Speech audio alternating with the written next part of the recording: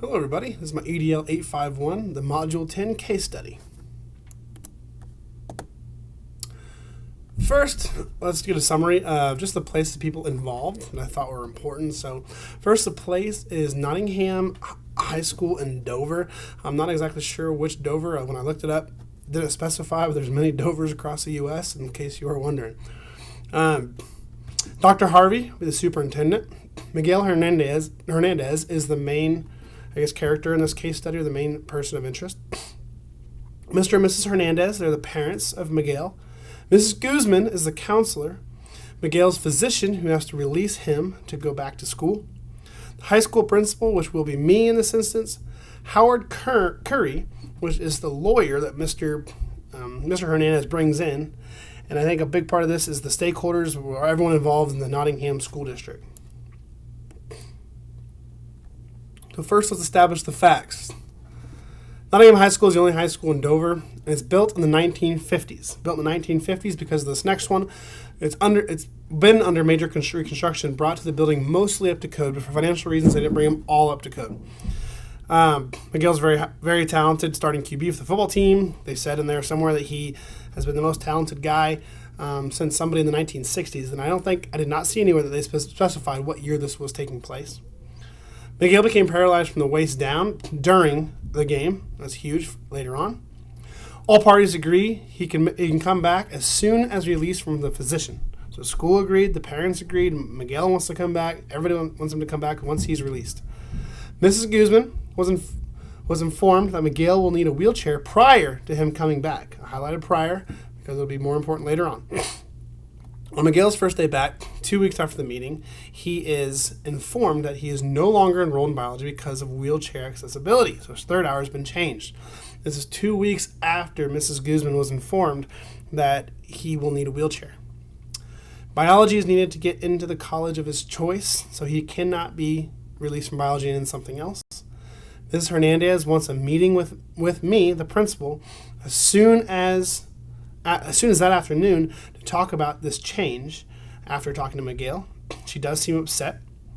Mr. and Ms. Hernandez were not informed of the schedule change, and that'll be another important factor later on based on your parental rights.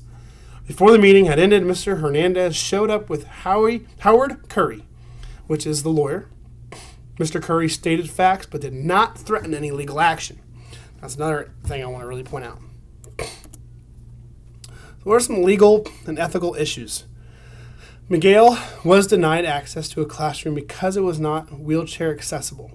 Based on Section 504 of the Rehabilitation Act of 1973, schools are required to provide services and accommodations to students with disabilities.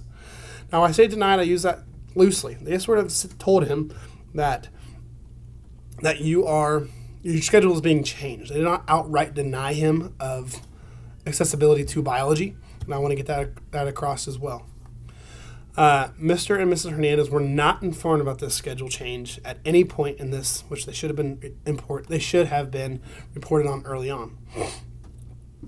They waited to tell Miguel the morning he was back. I thought that was kind of shallow on especially the counselor's part. It seemed like almost in a way they were sort of avoiding or afraid of the parents. I don't know why that would be, but to wait 2 weeks to tell Miguel the morning he's back and not inform the parents seemed a little like there's more in the background that we don't know.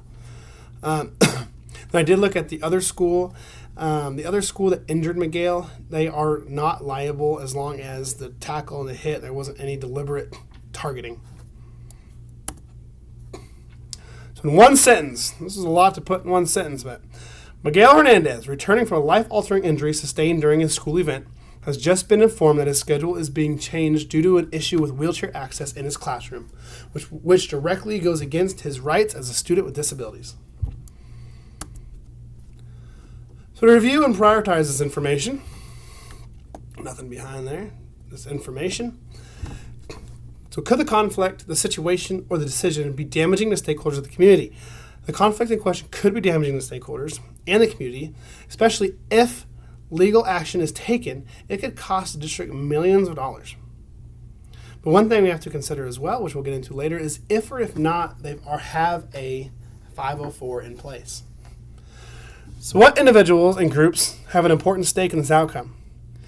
Miguel does, Mrs. Guzman does. I think Mrs. Guzman has a high stake, very high stake in this, because I do believe she really screwed up and went against some of these rights that he has as a child with disabilities, and her job could be at stake. The district that Nottingham High School resides in. So the district, as far as financial reasons, mostly. Have all stakeholders been consulted? The stakeholders need to be more informed, especially Dr. Harvey. So far, everything that's been come through that we know of in this case study is that the Hernandezes wanted to talk to the principal. I don't even know if Mrs. Guzman knows that these parents are coming in. And I definitely don't know and don't think that Dr. Harvey, the superintendent, knows as well. And he's one that we should inform very quickly. You should have been informing him one of the first things. But as of this point, I do not think they have all been consulted. Can I learn more about the situation? Yes, easily. Learn in the conversation between Mrs. Guzman and the Hernandez family. Does Miguel have a 504 in place? You can find that out. Are there other means to get biology credit? We need to find that out. Could we move the biology room? Just learn more about the situation and already start to look towards the future. Do I know enough to make a decision? At this time, I do not know enough to make a decision for a plan of action. I would need to find more. The case study was sort of broad on that point.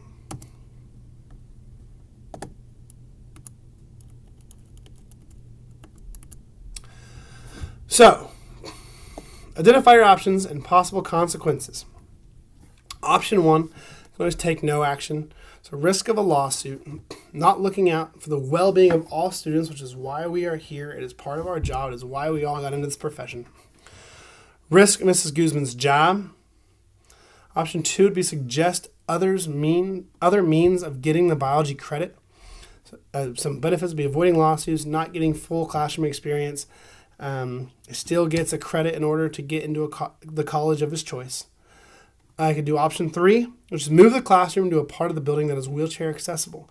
And we all have been in the education system. We all know that, especially biology, who does labs and things that can't really do in a traditional classroom, that'd be very hard to do. And a negative of that, Miguel would not get full classroom experience. All of us have been through the COVID years, a couple of years ago, last year, whatever, and we know it's just not the same as much as we try for it to be. And again, you need to be able to avoid lawsuit. Now, a lot of this slide here is the same. We can evaluate our options as far as which one to take, but some additions are what was highlighted here. But also in option 2 and option 3, big thing too is if we take no action, we are risking Mrs. Guzman's job. And down here, I think option 2 and option 3 could help us keep Mrs. Guzman. I don't know if she deserves to be kept or what the background story is, if this is a final straw or this is just a common mistake. We don't know. But it's definitely something, this is somebody's livelihood we're talking about. We need to take that into consideration. And also in option 2, this evaluates multiple sources of information. We could use in option 2, we can do anything from zooming in to an online course to just getting work from the teacher. There's multiple things we can do. Information, inequality and bias, allegation of educational resources and opportunities. We need to keep that all together. On option 3, once again, you're avoiding lawsuit, but keeping Mrs. Guzman.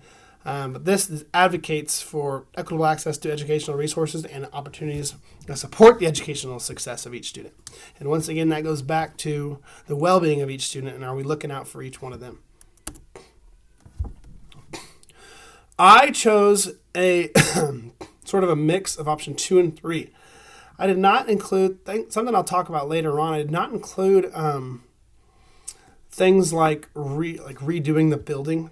We just got passed a bond just recently. Not only did it take 10 years to do that, but also the construction part, especially during COVID, is very difficult. Miguel is obviously it's after football season. He's back. So he's already in the middle of the year. We need solutions now, and we can look towards the end for solutions. And we can look towards the end for solutions as far as moving forward and redoing the building. But I would decide a mixture of 2 and 3. I would have Miguel zoom in or take an online course until we could have moved biology class to a conference room or some other extra room. If there are things on any given day that the lab is needed for biology, then we could find a place that would work for Miguel to partake in that activity. I've never met a teacher in the world that's not willing to go that extra mile to help Miguel out or do it during after school or before school or whenever. I know they would. So implementation of decision to consult with the district's legal team and Dr. Harvey to inform Hernandez family of decisions in order for him to get his biology credit. So I feel like this is the biggest thing right now. Consult with Mrs. Guzman to put in place a 504 going further. I don't know if they have a 504 in place yet. I would assume not, since they got him released super quick, got him back into school as quick as they can. Inform the biology teacher of plans so she can begin looking and moving forward as far as what he needs to do, and moving into another classroom, whatever he feels necessary to begin starting. How to reach out to the tech department for necessary technology and means for Miguel to participate in biology until classes are moved. Because we know that will take a while. We all have enough stuff you understand in your classroom. Send Mrs. Guzman to an active learning class in order to make sure she is up to date with these issues. I would talk to Dr. Harvey about necessary steps to begin remodeling school for Miguel and future students at Nottingham High School. Number 1, I'm going back, consulting with district legal team and Dr. Harvey. I would do that first before I go moving, just to help, just have another set of eyes on any sort of legality issues we might be looking for or seeing or approaching, to make sure we avoid those and to make sure we're doing the best we can for Miguel. So this is showing that the comprehensive understanding capacity to undertake and implement this work within a school setting. And there are my references. Guys, I hope you all have a wonderful day, and this has been a good class. Thank you very much.